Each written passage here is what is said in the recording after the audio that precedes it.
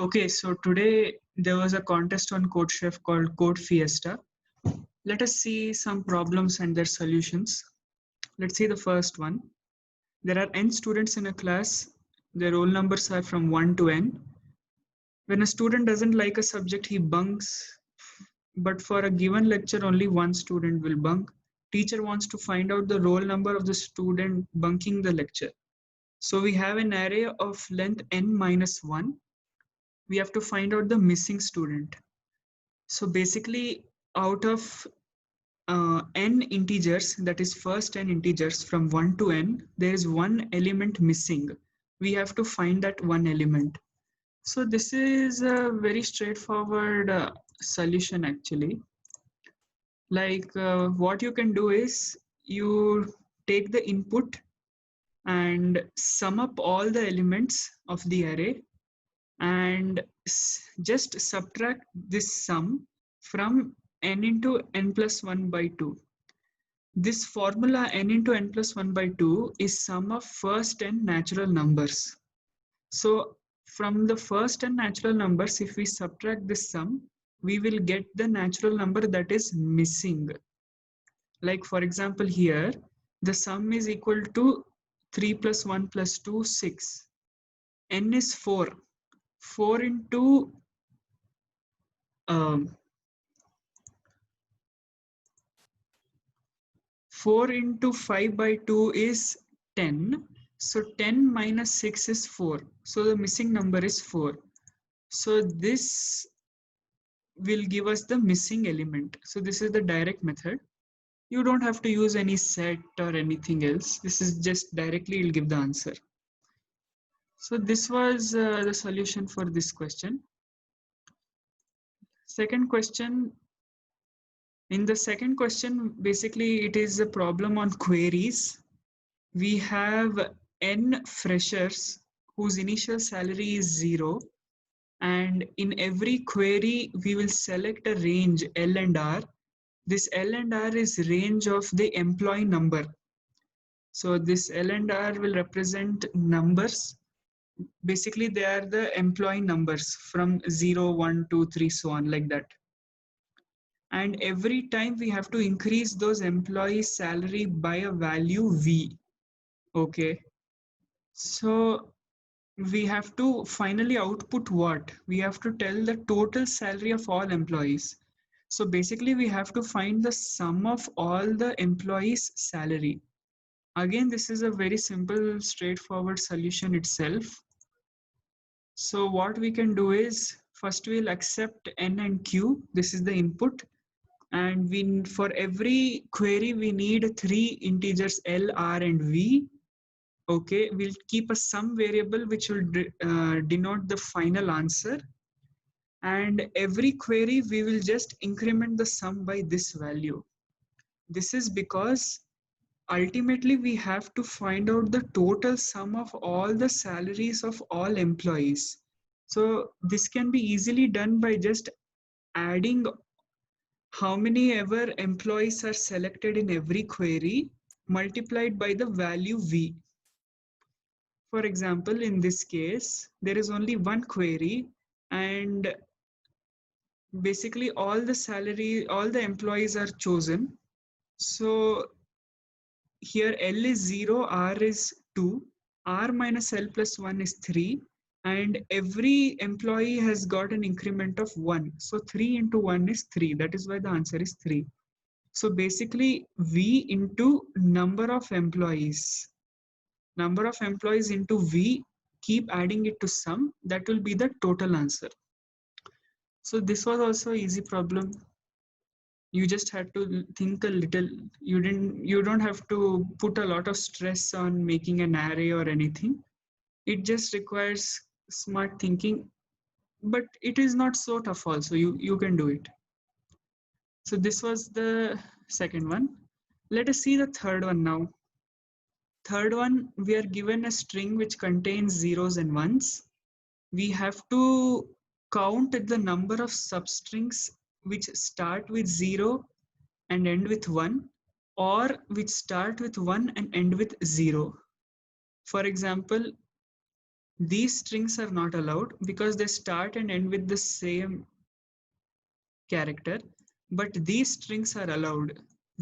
That is, it starts with 1, ends with 0, starts with 0, end with 1. So starting ending character should be different. That's all they're trying to tell us. Okay, so to understand this problem, let us take the first example. The first example is 1010.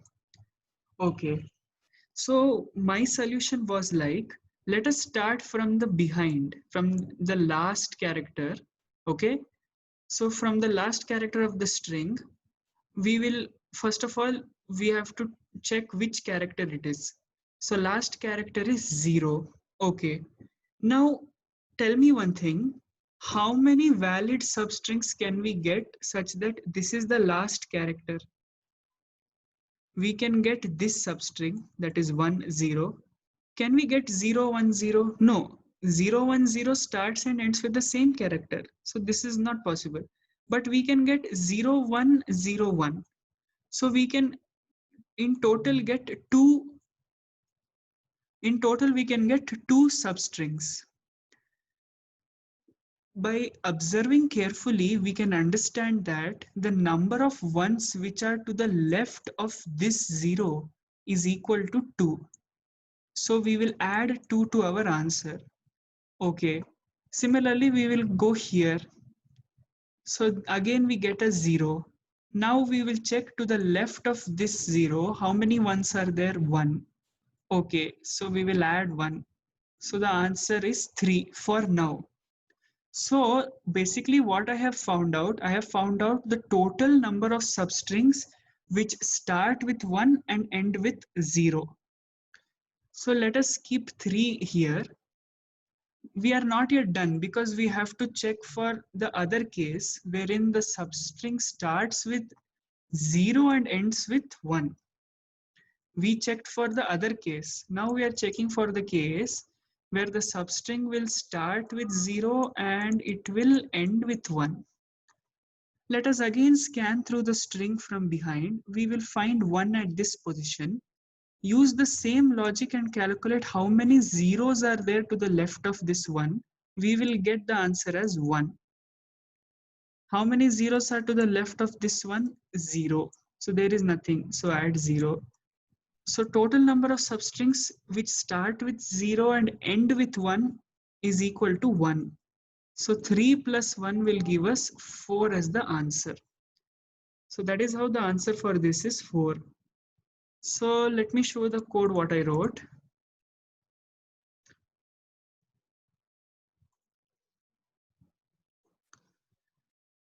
So basically, I just want to clarify something that you don't need so many variables. You just need answer, count 1, count 2. Basically, two variables which will count number of zeros and number of ones. That's all you need. So let us ignore this count 1 and count 0. Let's just concentrate on ANS C1 and C0. C1 represents count of number of ones and C0 represents number of zeros. So I am scanning through the string, I'm traversing through the string from the right side, that is from the last. And every time I get a 0, what I will do, I will add C1 to the answer because I want to know how many strings start with 1 and end with a 0. So this for loop is for that condition. Okay. Similarly, this for loop is for that condition wherein string starts with 0 and ends with 1. So both of them are same. Over here, you decrement C1, you decrement C0. Why are we decrementing? Because if this character is not 0, it is 1. So as and when we are scanning through the string, we have to keep decrementing the value because we have to find out how many zeros are to the left of this one. How many are left? How many are remaining which are left to this 0? Similarly, how many zeros are to the left of this one? That value we need, right? How to calculate that? Like this. This is the code for that part. Similarly, for the other case, wherein the substring will start with 0 and end with 1, this is the code for that. Finally, just print the answer. So keep recording the answer. That is, this answer variable represents number of valid substrings. Valid substring means substring which starts and ends with different characters, which is asked in the question. That is what is asked, right? So we have to print that. So this was the third one. I really hope you understood. I hope you're understanding my solutions. If you really like my work, if you really like my videos, please share it with your friends. It will be helpful for them. Please subscribe to my channel. It will really motivate me. And please write down in the comments what all concepts you want me to teach. Whatever I know, I'll try to make a video. So please motivate me. Please help me. And please subscribe and share my videos. So that was this problem. Now, as I was trying to solve this one, what I observed in this question, I am not completely sure of the answer for this problem. It is basically a Fibonacci series, but they have converted into a Zoronacci and Exoronacci, whatever. So basically XOR and XNOR operation is being performed like a Fibonacci operation. But we have been asked to find the max value of x of n and e of n, wherein x of n is the nth term of this sequence, that is the XOR sequence, and e of n is the the nth term of the XNOR sequence. So basically, I just feel that it is sufficient to find out A XOR B and A XNOR B. If n equal to 1, the answer is A. If n equal to 2, the answer is B. Otherwise, the answer is maximum of XOR of A and B or XNOR of A and B, either one of them. So that can be a possibility, but I will try it by myself. I just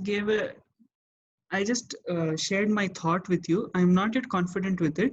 Maybe if somebody can try and tell me in the comments, please try it. Or if you already know the explanation, please write it in the comments so that others can get benefit. So that's all. Please share the video, subscribe. Thank you for watching. Bye. Good night.